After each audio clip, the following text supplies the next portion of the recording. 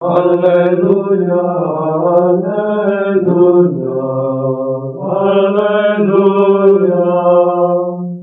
Alleluia, Alleluia. Salve fratres, Deiterum videre, Patris Allegro, Veritas liberabit vos. Sola Scriptura adalah modus operandi bidat sepanjang sejarah. Tesisnya adalah seperti ini. Para bidat mengandalkan penafsiran tanpa magisterium. Para bidat dan gerakan-gerakan bidat mendasarkan doktrin mereka pada penafsiran Alkitab selain di luar tanpa melibatkan magisterium dan tradisi gereja. Vamonos, mari kita elaborasi. Sepanjang sejarah mula-mula kita melihat bahwa gereja terus berjuang melawan bidat dan mereka-mereka yang mempromosikannya, mengajarkannya, mengendorse-nya. Beberapa konsili menanggapi tantangan para pencela ini, para penentang ini, para pemberontak ini, dan beralih ke Roma untuk mengakhiri perselisihan doktrinal dan disipliner. Misalnya, Paus Clemens campur tangan dalam sebuah diskusi di komunitas Korintus pada akhir abad pertama dan mengakhiri perpecahan di sana. Pada abad kedua, Paus Victor mengucilkan sebagian besar gereja di timur karena perpecahan tentang kapan Paskah harus dirayakan. Pada awal abad ketiga, Paus Calixtus mengutuk bidat Sabellianisme. Ya. Dalam kasus-kasus ini, saudara-saudariku, ketika bidat atau konflik disipliner ini terjadi, orang-orang yang terlibat membela kesalahan mereka melalui interpretasi mereka sendiri tentang kitab suci. Tidak melibatkan partisipasi tradisi dan magisterium gereja. Contoh yang baik dari hal ini adalah kasus Arius, seorang imam abad keempat yang menyatakan bahwa putra Allah adalah semata makhluk dan tidak substansial dengan Bapa, tidak konsubstansial dengan Bapa. Ya. Arius dan semua pengikutnya mengutip ayat-ayat dari Alkitab untuk membuktikan argumen mereka. Perdebatan yang terjadi mengenai doktrin ini menjadi begitu besar sehingga konsili ekumenis pertama diadakan di Nicea pada tahun 325 Masehi. Konsili di bawah otoritas Paus menyatakan doktrin Arian sebagai bidat dan membuat pernyataan definitif tentang pribadi Yesus Kristus. Dan itu dilakukan berdasarkan apa yang dikatakan tradisi suci tentang ayat-ayat Alkitab yang dimaksud. Di sini kita melihat otoritas gereja digunakan sebagai kata terakhir, ya, wasit terakhir dan paling penting dalam hal-hal doktrinal. Jika tidak ada otoritas untuk pengajuan banding, bidat Arius mungkin telah menguasai gereja. Sebagian besar uskup pada waktu itu tergoda oleh bidat Arian. Meskipun Arius mendasarkan doktrinnya pada kitab suci dan mungkin maybe dia membandingkan kitab suci dengan kitab suci ayat demi ayat, tapi faktanya tetap bahwa dia sampai pada kesimpulan yang sesat, yang salah kan? Hanya otoritas pengajaran gereja yang terbentuk secara hierarkis yang menghentikan dia dan menyatakan dia salah. Dan implikasinya jelas. Saudara-saudari, jika Anda bertanya kepada Protestan manapun, apakah Arius benar atau tidak dalam doktrinnya bahwa Sang Putra diciptakan, mereka akan sebagian besar ya, karena ada yang setuju dengan Arius kayaknya, mereka akan menjawab tidak ya.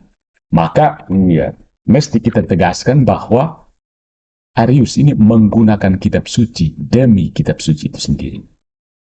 Tapi toh masih sampai pada kesimpulan yang salah. Ya kan?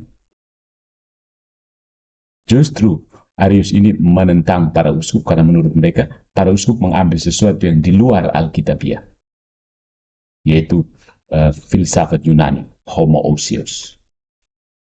Jadi kalau soal Scriptura, maybe kalau mau soal Scriptura sebenarnya kita harus Arius ya. Tidak heran kalau saat itu para uskup tergoda dengan Arius. Heran. Dan memang kalau dia sudah menggunakan sola Scriptura, kitab suci, Alkitab demi Alkitab, kalau ini memang benar bagi Arius, apa yang meyakinkan Protestan sekarang ini bahwa ini bukan kasus tentang interpretasi mereka terhadap bagian Alkitab yang ada. Bagian tertentu dari Alkitab. Siapa yang bilang itu benar, siapa yang bilang itu salah. Yakin sendiri kan? Roh Kudus membisikkan. Calvin itu mengatakan bahwa kita punya, ya Calvin itu sudah gnostik ya. Gnostik itu inspirasi batin langsung. Buang saja gnostik seperti itu. Fakta bahwa Protestan mengakui bahwa interpretasi Arius salah justru menyiratkan bahwa memang ada dasar Alkitabiah untuk argumen mereka. Untuk argumen Protestan ya. Karena itu, fakta ini menjadi pertanyaan tentang apa itu penafsiran Alkitab yang benar. Ya. Karena orang Protestan misalnya yang menolak Arius, atau sola scriptura. Arius juga mengatakan saya sola scriptura. Jadi penafsiran mana yang benar persoalannya di sini. Satu-satunya penjelasan yang mungkin adalah bahwa harus ada by necessity, ya mutlak dan perlu otoritas yang infalibel yang memberitahu kita ini benar, yang ini salah. Otoritas yang infalibel ini, Gereja Katolik menyatakan Arius sebagai bidat. Jika Gereja Katolik tidak pernah infalibel atau otoritatif dalam pernyataannya, maka orang Kristen tidak akan memiliki alasan untuk menolak Arius dan menerima otoritas gereja, dan sebagian besar kekristenan saat ini akan didasarkan pada ajaran Arius. I don't know, what do you think? Karena itu, saudara-saudariku, jelaslah bahwa menggunakan Alkitab, menggunakan kitab suci saja alone tidak menjamin untuk sampai pada doktrin yang benar. Hasil yang dijelaskan seperti Arius itu adalah apa yang terjadi ketika doktrin palsu sola scriptura digunakan sebagai prinsip penuntun, dan sejarah gereja dan bidat yang tak terhitung jumlahnya yang harus diperangi adalah saksi yang tidak dapat disangkal untuk fakta ini. Sola scriptura adalah modus operandi. Dan ketika bapak-bapak reformasi tiba saatnya mereka memberontak, mereka tidak terlalu bodoh untuk membuang seluruh kekristenan. Mereka masih pilih-pilih di antara tradisi yang mereka suka, yang mereka mau ikuti. Sebagian konsili Nicea, sebagian ajaran gereja, sebagian bapak gereja, dan seterusnya. Pilih-pilih untuk membuat suatu doktrin yang sudah ada di kepala mereka.